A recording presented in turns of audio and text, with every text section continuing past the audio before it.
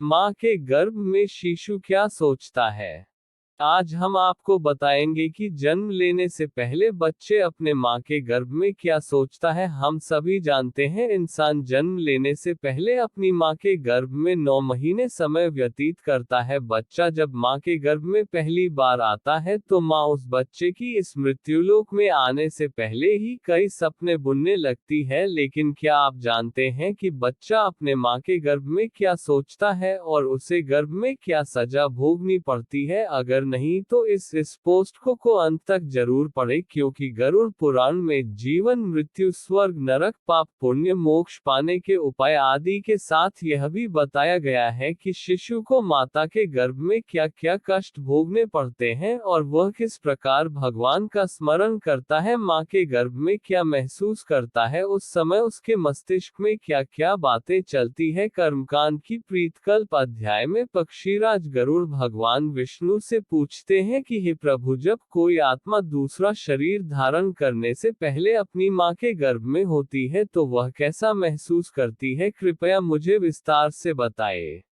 एक अपने माँ के गर्भ में बच्चे पिछले जन्म का पूर्ण ज्ञान रहता है। तब भगवान विष्णु गरुड़ से कहते हैं, गरुड़ गर्भस्थ जीव अपने पूर्व जन्मों का ज्ञान रहता है। वह वहां स्मरण करता है कि आयु के समाप्त होने ऊपर शरीर का परित्याग करके मलादि में रहने वाले छोटे छोटे कृमि या कीटाणुओं की विशेष योनि में स्थित हूँ। पहले में सरक कर चलने वाली सर्प आदि की योनि में पहुंचा हूँ, फिर मच्छर हो गया था, उसके बाद 4 पैरों वाला अब्र नामक पशु बन गया था अथवा जंगली शूकर की योनि में प्रवेश था। इस प्रकार गर्भ में रहते हुए उस जीवात्मा को पूर्ण ज्ञान रहता है।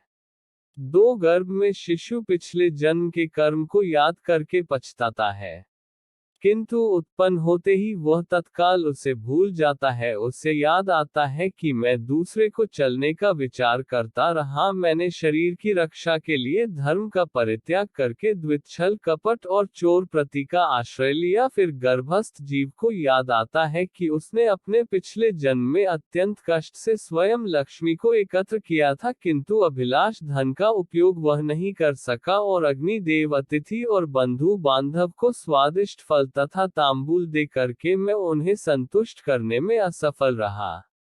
3 पिछले जन्म में उन्होंने पूजा पाठ एवं भक्ति का काम क्यों नहीं किया? फिर गर्भस्थ जीव को याद आता है कि इस पृथ्वी पर स्थित श्री विक्रम भगवान विष्णु की प्रतिमा का दर्शन तो मैंने किया नहीं, उन्हें ने प्रणाम नहीं किया और न तो उनकी पूजा की। प्रभास क्षेत्र में विराजमान भगवान सोमनाथ की भक्ति पूर्वक पूजा एवं वंदना भी मेरे द्वारा नहीं हुई है। जब ऐसी चिंता गर्भस्थ जीव करता है, 4 माह के गर्भ में बच्चा यमदूत से बात करते हैं, तब यमदूत उसे कहते हैं कि है ये धारे जैसा तुमने किया है उसके अनुसार अपना विस्तार करो। फिर माँ के गर्भ में पल रहा जीव अपने को कोसते हुए कहता है कि तुमने अपनी कमाई से जो धन अर्जित किया था उसे से किसी को दान नहीं दिया। पृथ्वी पर रहते हुए तुमने भूमि दान, गोदान, जल दान, फलदान, तांबूल दान अथवा गंधदान भी नहीं किया, तो अब भला क्या सोच रहे हो? तुम्हारे पिता और पितामह मर गए, जिसने तुमको अपने गर्भ में धारण किया वह तुम्हारी माता भी मर गई, तुम्हारे सभी बंधु भी नहीं रहे। ऐसा तुमने देखा है, तुम्हारा 5 भौतिक शरीर अग्नि में जलकर भस्म हो गया। तुम्हारे द्वारा एकत्र किया गया संपूर्ण धन धान्य पुत्रों ने हस्तगत कर लिया। जो कुछ तुम्हारा सुभाषित है और जो कुछ तुमने धर्म संचय किया है वह तुम्हारे साथ है। इस पृथ्वी पर जन्म लेने वाला राजा हो अथवा सन्यासी या कोई श्रेष्ठतम ब्राह्मण हो, मैं मरने के बाद पुनः आया हुआ नहीं दिखाई देता है। जो भी इस धरातल पर उत्पन्न हुआ है उसकी मृत्यु निश्चित है। और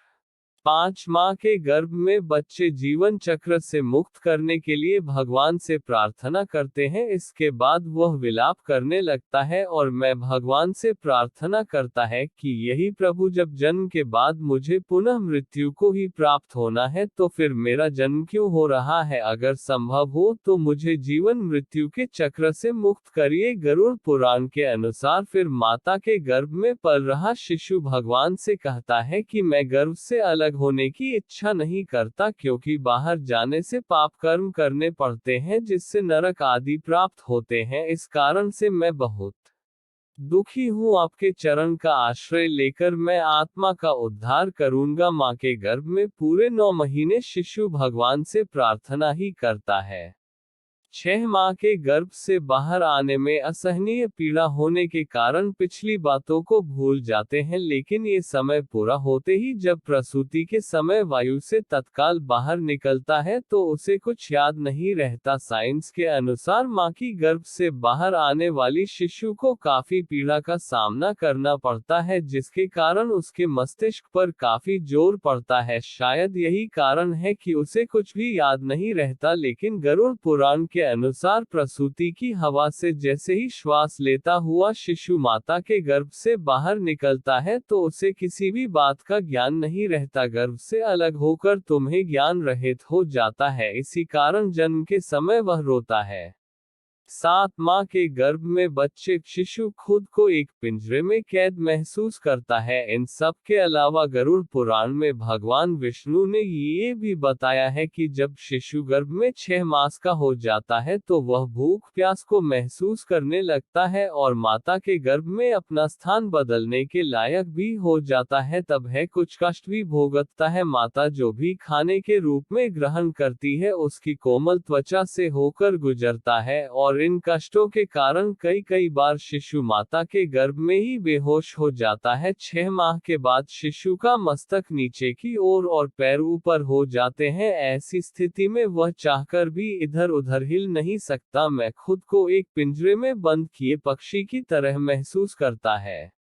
8 माह के गर्भ में बच्चे शिशु भगवान से अपने मुक्ति का प्रार्थना करता है। ऐसे में शिशु ईश्वर की स्तुति करने लगता है और कहता है कि है लक्ष्मीपति जगदाधार संसार को पालने वाले भगवान विष्णु का मैं शरणागत होता हूँ। है भगवान, इस योनि से अलग तुम्हारे चरणों का स्मरण कर फिर ऐसे उपाय करूंगा जिससे मैं मुक्ति को प्राप्त कर सकूं। इसके बाद अपने आसपास गंदगी देख फिर से भगवान से प्रार्थना करता है और कहता है कि भगवान मुझे कब बाहर निकालो। भी सभी पर दया करने वाली ईश्वर ने मुझे ये ज्ञान दिया है, उस ईश्वर की मैं शरण में जाता हूँ, इसलिए मेरा पुनः जन्म मरण होना उचित नहीं है। और अंत में भगवान विष्णु पक्षीराज गरुड़ से कहते हैं कि यही कारण है कि गर्भ में पहुंचकर जो जीवात्मा जैसा चिंतन करता है शरीरधारी वैसा ही जन्म लेकर बालक, युवा और वृद्ध होता है। यदि गर्भ में सोची गई बात सांसारिक मोह के कारण विस्मृत हो जाती है तो पुनः मृत्यु काल में उसकी याद आ जाती है। यदि शरीर के नष्ट होने पर वह हृदय में ही रह गई है तो पुनः गर्भ में जाने पर उसका स्मरण होना निश्चित है।